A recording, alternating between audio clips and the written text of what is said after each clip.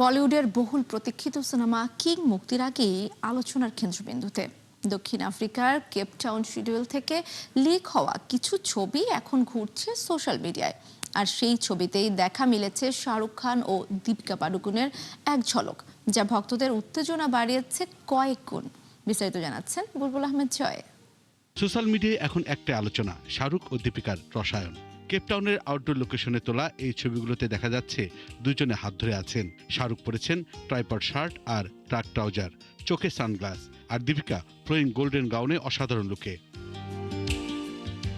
এই ছবিগুলো ভাইরাল হওয়ার আরও একটি কারণ, মাত্র কয়েকদিন আগেই দীপিকা ঘোষণা করেছেন তিনি দ্বিতীয় সন্তানের মা হতে চলেছেন। দ্বিতীয় সন্তানের আগমনী বার্তার পরেই শুটিং সেটে তার উপস্থিতি ভক্তদের মুগ্ধ করেছে। এই ছবিতে আরও রয়েছেন সুহানা খান, অভিষেক বচ্চন, আরশাদ ওয়ারসি ও জয়দীপ আহলাওয়াত। সুহানার জন্য এটি বড় পর্দায় গুরুত্বপূর্ণ অভিষেক, বাবার সঙ্গে প্রথম সিনেমা, তাই প্রত্যাশাও আকাশ ছোঁয়া। ভাইরাল হওয়া ছবি থেকে বোঝা যাচ্ছে কিং হতে চলেছে বড় স্কেলের একটি এন্টারটেইনমেন্ট প্যাকেজ। 2026 সালের 24 ডিসেম্বর ক্রিসমাসে মুক্তি পাবে সিনেমাটি। বুলবুল আহমেদ জয়, 71, ঢাকা।